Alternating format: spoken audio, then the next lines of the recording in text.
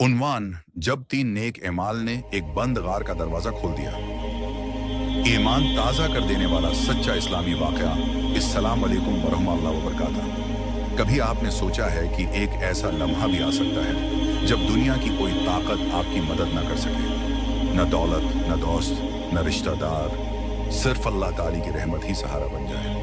आज मैं आपको एक ऐसा सच्चा वाक़या सुनाने जा रहा हूँ जिसे हमारे नबी करीम सल्लल्लाहु अलैहि वसल्लम ने खुद बयान फरमाया। ये वाक़या हमें सिखाता है कि खालिस नीयत से किया गया एक नेक अमल कभी ज़ाया नहीं जाता। आइए शुरू करते हैं। बनी इसराइल के ज़माने में तीन आदमी सफ़र पर निकले। रास्ते में बारिश शुरू हो गई। उन्होंने पनाह लेने के लिए एक गार में दाखिल होने का फैसला किया। अभी वो गार के अंदर ही थे कि पहाड़ से एक बहुत बड़ी चट्टान लड़कती हुई आई और गार के दहाने पर आकर जम गई। रास्ता मुकम्मल बंद हो गया। उन्होंने पूरी ताकत लगाकर चट्टान हटाने की कोशिश की, लेकिन वो अपनी जगह से न हिली। अब न बाहर निकलने का कोई रास्ता था, न किसी को मदद के लिए पुकार सकते थे। तब उनमें से एक ने कहा, आज हमें सिर्फ अल्लाह ही बचा सकता है। आओ हम में से हर शख्स अपने किसी ऐसे अमल का वास्ता दे जो सिर्फ अल्लाह की रजा के लिए क्या हो। पहला आदमी आगे बढ़ा। उसने दुआ की, आए मेरे रब, मेरे वालिदीन बहुत बूढ़े थे। मेरा मामूल था कि सबसे पहले उन्हें दूध पिलाता, फिर अपने बच्चों और घर वालों को देता। एक दिन मुझे देर हो गई। जब वापस आया तो वो सो चुके थे। मेरे हाथ में दूध का बर्तन था।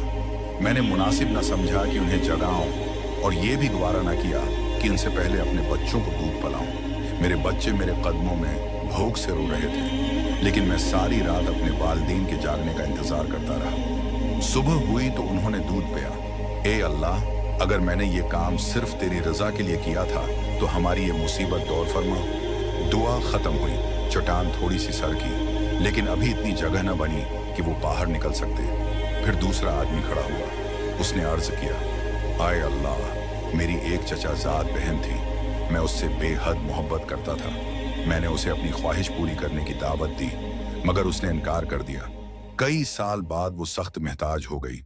मैंने उसे बहुत सा माल देने की पेशकश की, लेकिन शर्त वही रखी। जब मैं गुनाह के करीब पहुंचा तो उसने कहा, अल्लाह से डरो, नाजायज तरीके से मेरी इज्जत पामाल न करो। ये सुनते ही मेरा दिल कांप गया।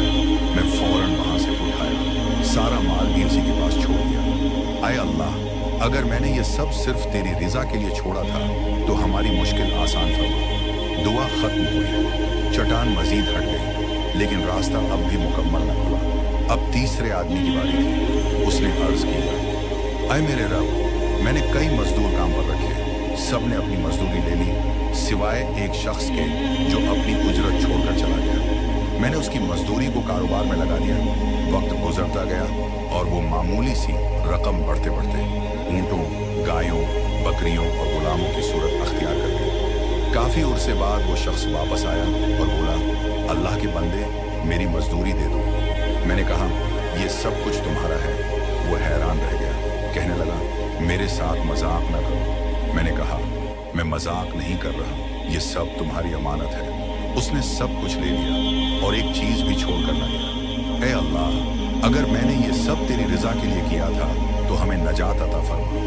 ये दुआ खत्म हुई तो अल्लाह ताला के हुक्म से वो अजीम चट्टान मुकम्मल तौर पर हट गई। तीनों आदमी बखीरियत गार से बाहर निकल आए। नाजरीन, ये सिर्फ एक कहानी नहीं बल्कि ईमान को झंझोड़ देने वाला सबक है।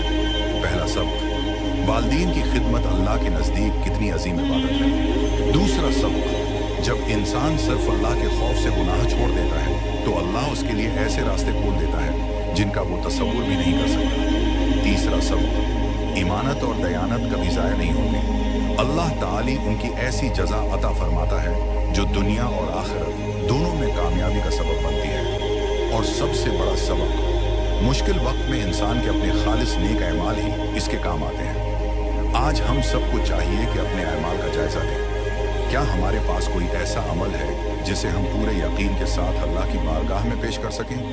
अल्लाह ताली हमें इखलास, तक़वी, वालिदैन की खिदमत, ईमानतदारी और गुनाहों से बचने की तौफीक अता फरमाए।